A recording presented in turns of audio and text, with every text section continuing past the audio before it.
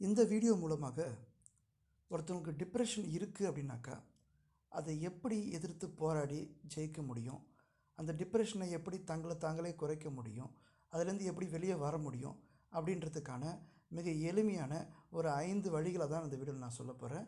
நான் ராஜ்குமார், உளவியல் சிகிச்சையாளர். Psychological techniques மூலமாக சைக்காலஜி சம்மந்தப்பட்ட நிறைய வீடியோஸ் நம்ம அப்லோட் பண்ணிகிட்ருக்கோம். அந்த வகையில் டிப்ரெஷன், ஆன்சைட்டி போன்ற சைக்கலாஜிக்கல் டிசார்டர்ஸ் இதெல்லாம் உருவாகுது, எப்படி உருவாகுது, இதுலேருந்து எப்படிலாம் வெளியே வரலான்றதை பற்றி நம்ம பார்த்துட்ருக்கோம். ஸோ வாங்க வீடியோக்குள்ளே போகலாம். இப்போ நம்ம முதல் விஷயம், ஒருத்தவங்க டிப்ரெஷன் இருக்குது, இல்லை மனசோர்வு இருக்குது, இல்லை அதுக்கு எப்படின்னா மன அழுத்தம் இருக்குது அப்படின்னா அவங்க முதல்ல செய்ய வேண்டிய விஷயம் என்னென்னாக்கா, காலையில் எழுந்திருக்கும் போது செய்ய வேண்டிய ரொம்ப முக்கியமான ஒரு வேலை நன்றி உணர்வோடு இருத்தல் அல்லது நன்றி செலுத்துதல் அப்படின்னு சொல்லக்கூடியது. ஃபீலிங் ஆஃப் கிராட்டிடியூட்னு சொல்லக்கூடியது. அதாவது எழுந்த பிறகு முதல்ல அவங்க செய்ய வேண்டியது கடவுளுக்கு, இல்லை இன்றைய நாளுக்கு, இன்றைக்கி சாப்பிட போகிற உணவுக்கு, இன்றைக்கி இப்போ செய்ய போகிற செயலுக்கு, என்ன வேணால் இழந்திருக்கலாம் லைஃப்பில். ஆனால் இப்போ கையில் என்ன இருக்குது, இன்றைக்கி எவ்வளோ இருக்குது, ₹1 இருக்கா, இன்றைக்கி செய்ய வேண்டிய விஷயங்கள், ஏதாவது செய்ய வேண்டிய சில கடமைகள் இருக்கா, அது எதுவாக வேணால் இருக்கலாம். ஸோ அந்த விஷயங்களுக்கு நன்றி செலுத்த வேண்டியது ரொம்ப ரொம்ப முக்கியம். ஏன்னா டிப்ரெஷன் மனநிலையில் இருக்கிற ஒருத்தவங்க என்கிட்ட இது இல்லை, எனக்கு இது நடக்கலை, என்னால் முடியலை, இந்த மாதிரியான எண்ண ஓட்டங்கள் அதிகமாக இருக்கும். அது இல்லை அப்படின்ற மனப்பான்மை அதிகமாக இருக்கும். ஸோ இங்கே ஒரே ஒரு சிறிய அளவு, ஒரு சின்ன ஒரு பனித்துளி அளவுக்கு இருந்தால் கூட அந்த விஷயத்துக்கு நன்றி செலுத்த ஆரம்பிக்கணும். இது ரொம்ப ரொம்ப முக்கியம். நன்றி செலுத்துறதோடு மட்டும் இல்லாமல் ஒரு சின்ன சின்ன பயிற்சிகள், மனப்பயிற்சிகள், உதாரணத்துக்கு சின்ன ஒரு தியான பயிற்சியோ அல்லது மூச்சு பயிற்சியோ அல்லது மனசை ரிலாக்ஸாக வச்சுக்கிறதுக்கான சில பயிற்சிகள்லையோ ஈடுபடுறது ரொம்ப ரொம்ப முக்கியமான விஷயம். ஏன் இதை காலைல எழுந்த உடனே பண்ணணும் அப்படின்னாக்கா, டிப்ரெஷன் இருக்கிறவங்களுக்கு நிறைய சிம்டம்ஸ் இருக்குது. அதில் ரொம்ப முக்கியமான ஒரு சிம்டம் என்னென்னாக்கா, எர்லி மார்னிங் வேக்கனிங் அப்படின்னு சொல்லக்கூடியது. அதாவது விடியற் காலையிலேயே எழுந்திருக்கிறது. விடியற் காலையில் எழுந்திருக்கிறது நல்லது தானே அப்படின்னாக்கா அப்படி சொல்ல முடியாது. அதாவது ரொம்ப விடியற் காலையிலேயே 3:30 மணிக்கு, 3 மணிக்கு, 4 மணிக்கெல்லாம் எழுந்து உட்காந்துக்கிட்டு, இல்லை கண்ணை மூடிக்கிட்டு, இல்லை கண்ணை திறந்துக்கிட்டு எப்போ விடியும் எப்போ விடியும் எப்போ விடியும்னு வெயிட் பண்ணிக்கிட்டே இருப்பாங்க. இல்லை விடிய காலையில் எழுந்துட்டு ஏதாவது பிரச்சனைகளை பற்றி யோசிச்சுக்கிட்டே இருப்பாங்க. 6 மணி எப்போ வரும், 7 மணி எப்போ வரும்னு. இந்த எர்லி மார்னிங் வேக்கனிங்கிறது ரொம்ப ரொம்ப ரொம்ப முக்கியமான ஒரு சிம்டம் இந்த டிப்ரெஷனில். ஸோ இந்த டைமில் ஒருவேளை உங்களுக்கு தூக்கம் கலைஞ்சு போயிடுது, உங்களுக்கு தூக்கம் வர மாட்டேங்குது அப்படின்னா நீங்கள் செய்ய வேண்டியது என்னன்னாக்கா, உங்களுக்கு ஏற்பட்ட நல்ல விஷயங்களை நினச்சி பார்த்து அவைகளுக்கு நீங்கள் நன்றி செலுத்த ஆரம்பிக்கணும். அதோடு சேர்ந்து மூச்சு பயிற்சிகள், தியான பயிற்சிகள் போன்றவற்றை செய்ய ஆரம்பிக்கணும். இதுதான் நான் சொல்லக்கூடிய முதல் விஷயம். அடுத்து நான் சொல்லக்கூடியது என்னென்னாக்கா, ரெண்டாவது விஷயம், இங்கே நீங்கள் பண்ண வேண்டியது என்னென்னாக்கா, டிப்ரெஷன் மனதில் இருக்கிற நிறைய பேர் குளிக்க மாட்டாங்க. அப்படியே சோர்வுற்று ஒரே இடத்துல படுத்தே கிடப்பாங்க. இப்போ குளித்து மட்டும் என்ன ஆக போகுது, இப்போ பல் விளக்கி என்ன ஆக போகுது, இப்போ சீக்கிரமாக எழுந்து இப்போ நான் என்ன போகுது, வேலைக்கு எப்போ போகிறேன், இல்லை என்ன செய்ய போகிறேன், இப்போ இதெல்லாம் செஞ்சு என்ன ஆக போகுது அப்படின்னு சொல்லக்கூடிய ஒரு மனநிலை இருக்கும்.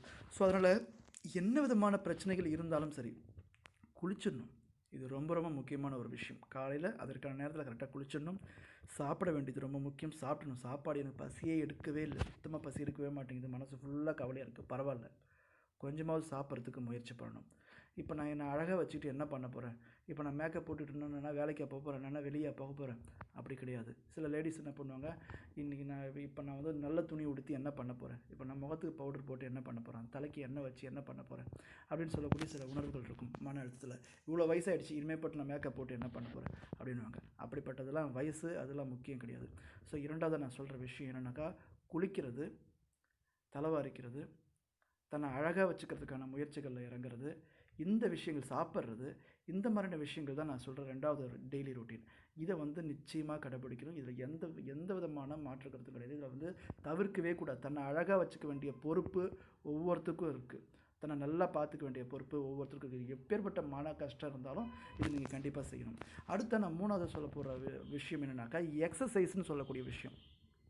அதாவது மனசில் தானே பிரச்சனை அப்படின்னாக்கா, ஸோ மனசை சரி பண்ணுறது எப்படி தீர்க்கிறதுன்னு யோசிக்காமல் உடலுக்கான பயிற்சி கொடுக்க வேண்டியது ரொம்ப ரொம்ப முக்கியம். உடற்பயிற்சி செய்யும்போது, உடலுக்கு உழைப்பு கொடுக்கும்போது, உடல்லேருந்து வேர்வை வெளிவரும்போது, உடலுக்கு அசைவுகள் கொடுக்கும்போது, அதை நம்மளோட பணியோடு சேர்ந்து செய்யும்போது மன அழுத்தமானது குறைக்கப்படுதுன்னு சொல்லி நிறைய விதமான ஆராய்ச்சிகள் வெளிப்படுத்துது.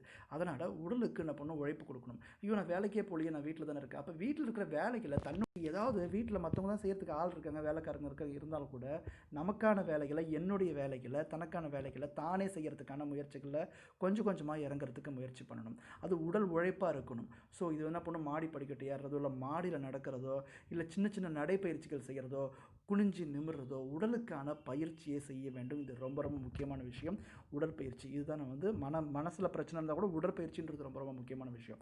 ஸோ இதுதான் நான் சொல்கிற 3வது விஷயம். இந்த உடற்பயிற்சி செய்யும்போது மன அழுத்தமானது, மன சோர்வானது குறைக்கப்படுது. சரிங்களா? ஸோ அடுத்ததாக வந்து நான் சொல்கிற விஷயம் வந்து 4வது விஷயம், நேச்சர் அப்படின்னு சொல்லக்கூடிய விஷயம். இயற்கையோடு ஒன்றி இருக்க கொஞ்சம் முயற்சி பண்ணணும். இப்போ ஈவினிங் டைமில் இல்லை நைட் டைமில் என்ன பண்ணணும் கேட்டாக்கா, அது சாயங்கால நேரத்தில் வானத்தை பார்க்குறது, நிலவை பார்க்குறது, இந்த மாதிரியான விஷயங்களில் கொஞ்சம் நேரம் ஒதுக்கணும். நான் வீட்டு உள்ளே இருக்கேன், பரவாயில்ல, ஜன்னலை திறந்து அட்லீஸ்ட்டு என்னென்னலாம் நடக்குது உலகத்தில், வீட்டு உள்ளேயே இருக்காமல் வெளியே என்னெல்லாம் நடக்குதுன்றதை கொஞ்சம் உற்று நோக்கிறது, ஒரு பூவை ரசிக்கிறது, இல்லை ஒரு கிளி கத்துற சவுண்டு ஒன்று கேட்குது, ஒரு காக்கா கத்துற சவுண்டு கேட்குது. ஸோ இந்த மிருகங்கள் என்னெல்லாம் பண்ணுது, இந்த பறவைகள் என்ன பண்ணுது, ஸோ இந்த மாதிரியான கொஞ்சம் வானத்தில் மழை பெய்யறத கொஞ்ச நேரம் பார்க்குறது, வெயில் அடிக்குது, காற்று அடிக்குது, கொஞ்ச நேரம் அந்த நிலவு இருக்குது. சரிங்களா? கொஞ்ச நேரம் உங்களுடைய பிரச்சனைகளை யோசிக்கிறத தவிர்த்து இயற்கையோட கொஞ்ச நேரம் ஒன்றுறதுக்கு முயற்சி பண்ணணும். இதுதான் ரொம்ப ரொம்ப முக்கியம். முடிஞ்சால் ஈவினிங் டைமில் வெளியே போகும்போது ஒரு வாக்கிங்கோட, அந்த எக்ஸசைஸோடு சேர்ந்து இந்த இயற்கையை ரசிக்கிறது, இல்லை ஒரு பார்க்குக்கு போகிறது, பார்க்கில் இருக்க பூக்களை பார்க்குறது, அங்கே இருக்கிற சேரில் உட்காந்து அந்த பூக்கள் எப்படி பூக்களில் இருக்க வண்ணங்கள், ஸோ அங்கே இருக்கக்கூடிய செடி கொடிகள், அங்கே இருக்கிற மரங்கள், இவைகளை கொஞ்சம் நேரம் பார்த்து ரசிக்கிறது. ஸோ இந்த மாதிரியான இயற்கையோட கொஞ்சம் நேரம் ஒதுக்குறதுன்றது வந்து மன அழுத்தத்தை குறைக்கிறதா நிறைய ஆராய்ச்சிகள் வந்து வெளிப்படுத்துது. இப்போ நான் 4 விஷயங்கள் சொல்லியிருக்கேன். அடுத்து நான் சொல்ல போகிற விஷயம் என்னென்னாக்கா 5வது விஷயம். ஸோ இந்த விஷயம் ரொம்ப ரொம்ப முக்கியமானது. அதாவது டெய்லி ரொட்டீனில் ரொம்ப முக்கியமான ஒரு விஷயம் ஹாபி. அதாவது தனக்கான ஒரு பொழுதுபோக்கை ஏற்படுத்திக்க வேண்டியது ரொம்ப முக்கியம். அதாவது மேக்ஸிமம் பேருக்கு வந்து வீட்டில் இருக்கிற பெண்களாகட்டும், அல்லது மன அழுத்தம் உள்ள ஆண்களாகட்டும், ஸோ இந்த பொழுதுபோக்குன்றது ஒன்று இல்லாமல் போயிடுச்சு. இந்த பொழுதுபோக்காக அவங்க என்ன பண்ணுறது, மேக்ஸிமம் என்ன பண்ணுறதுன்னா டிவி பார்க்குறது, சீரியல் பார்க்குறது. ஸோ இதில் மட்டுமே அதிகமான நேரத்தை கவனம் செலுத்திட்டு இருக்காங்க. ஸோ டிவி பார்க்குறது, மொபைல் பார்க்குறது, இது போன்ற பொழுதுபோக்கில் மட்டுமே ஈடுபடாமல் உடல் உழைப்பு சார்ந்த பொழுதுபோக்கில் ஈடுபட வேண்டியது ரொம்ப முக்கியம். நான் பார்த்த சில பேஷண்ட்ஸை வந்து நான் உங்களுக்கு அது உதாரணப்படுத்துறதுக்கு முயற்சி பண்ணுறேன். இப்போ ஒருத்தர் இருக்கார், ஒரு பேஷண்ட் இருக்கார். அந்த பேஷண்ட் வந்து பார்த்திங்கனாக்கா வேலை முடித்து வந்ததும் தன்னோட மன அழுத்தத்தை போக்கிக்கிறதுக்காக வீட்டு மாடியில் சில செடிகள் வளர்க்க ஆரம்பித்தார். ஸோ ஒரு வேலை முடித்து வந்தோடனே என்ன பண்ணுவாங்க, அந்த செடிக்கு தண்ணி பாய்ச்சிறது, அந்த செடியில் இருக்கிற தேவையில்லாத இலையெல்லாம் கட் பண்ணுறது, அந்த செடியை பராமரிக்கிறது, கயிறு கட்டி நேராக்குறது, இந்த மாதிரி அந்த செடிகளோட கொஞ்சம் நேரம் ஒதுக்கிறதுக்கு முயற்சி பண்ணுவாங்க. கார்டனிங்னு சொல்லக்கூடியது, கார்டன் பண்ணுறது. இன்னொருத்தர் பார்த்தீங்கன்னாக்கா ஃபேமிலி கிடையாது, எதுவுமே கிடையாது, எல்லாரும் அவரை விட்டுட்டு போயிட்டாங்க. அவருக்கு வந்து எந்த விதமான தொடர்பும் கிடையாது, யாருடைய தொடர்பும் கிடையாது. அப்போ அவர் வாழ்க்கையில் வந்து ஒரு மிக சோகமான ஒரு மனநிலைக்கு போய் ஒரு மன அழுத்த தன்மைக்கு போயிட்டார். அப்போ அவருக்கு என்ன விதமான இது கொடுக்குறதுன்னு கேட்டால், அவர் என்ன பண்ணார், ஒரு நாய்க்குட்டி வாங்கி வளர்க்க ஆரம்பித்தார். ஸோ அந்த நாய்க்குட்டியோட டெய்லி கூட்டிகிட்டு வாக்கிங் போயிட்டு வர்றது, அந்த நாய்க்குட்டிக்கு பிஸ்கட் வந்து ஃபீட் பண்ணுறது, இந்த மாதிரி சில விஷயங்கள் பண்ண ஆரம்பித்தார். இன்னும் சில பேர் ஒருத்தர் இருக்கார், ஒரு மிலிட்ரி மேன் இருக்கார். நான் சில உதாரணங்களை மட்டும் தெரியப்படுத்த முயற்சி பண்ணுறேன்.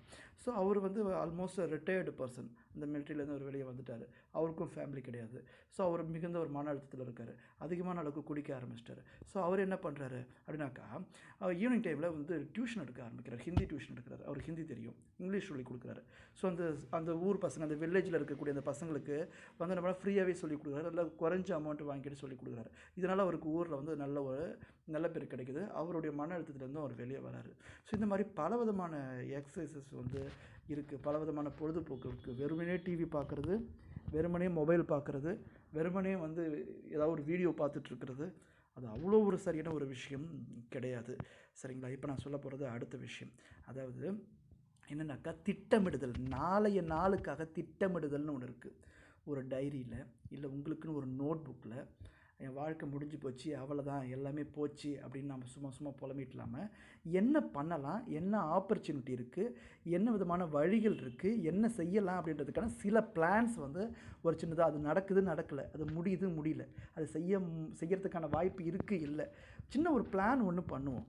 ஒரு சின்ன விஷயங்கள், இதெல்லாம் பண்ணி பார்க்கலாமா, இதெல்லாம் செஞ்சு பார்க்கலாமா அப்படின்றதுக்கான சில ஐடியாஸ் வந்து எழுதி வைக்க வேண்டியது. அதாவது நாளைக்கான திட்டமிடுதல் அல்ல அடுத்த நாளுக்கான திட்டமிடுதல், அல்லது அடுத்த மாதத்துக்கான அல்லது அடுத்த வருடத்துக்கான திட்டமிடுதல் அப்படின்னு சொல்லக்கூடியது. முக்கியமாக நாளை செய்ய வேண்டிய விஷயம்ன்றதை ஒரு சின்ன லிஸ்ட் டூன்னு சொல்லக்கூடியது. என்ன பண்ணணும், என்ன பண்ணக்கூடாது, எதை நான் செஞ்சேன், இனிமேல் என்ன செய்யாமல் இருக்கணும் அப்படின்னு சொல்லக்கூடிய சின்ன லிஸ்ட்டு போட்டோன்னாக்கா இதன் மூலமாக ஒரு மோட்டிவேஷன் கிடைக்க ஆரம்பிக்கும். ஸோ நாளைய நாள் நம்ம நல்லபடியாக வாழணுன்றதுல ஒரு சின்ன ஒரு உத்வேகம் ஏற்பட ஆரம்பிக்கும். இந்த மாதிரியான சில பேசிக் விஷயத்தை ஒரு நாளில் நம்ம செய்ய வேண்டிய விஷயமா இருக்குது. இதை தினசரி செய்யும்போது மன அழுத்தத்திலிருந்து அவங்க முழுமையாக வெளிப்பட முடியும், வெளிவந்து ஒரு சிறப்பான ஒரு வாழ்க்கையை வாழ முடியும். ஸோ இப்போ மன அழுத்தம் இருக்கிறவங்க இல்லை மனசோர்வு இருக்கிறவங்க ஒரு டாக்டர் தான் பார்க்கணுமா, இல்லை ஒரு சைக்காலஜிஸ்ட்டை மீட் பண்ணணுமானாக்கா அது ரொம்ப முக்கியம் அப்படின்னாலும் கூட தானும் சில முயற்சிகள் எடுக்க வேண்டியது ரொம்ப ரொம்ப கட்டாயம். அதில் சில அடிப்படையான விஷயங்களை தான் நான் இந்த வீடியோ மூலமாக சொல்கிறதுக்கு முயற்சி பண்ணேன். இந்த வீடியோ உங்களுக்கு பயனுள்ளதாக இருக்கும்னு நினைக்கிறேன். மேற்கொண்டு ஏதாவது சந்தேகங்கள் இருந்ததுனாக்கா எனக்கு கமெண்ட் பாக்ஸில் கமெண்ட் பண்ணுங்கள், நான் ரிப்ளை பண்ணுறதுக்கு முயற்சி பண்ணுறேன். ஸோ இதை பிடிச்சிருந்தால் லைக் பண்ணிங்க.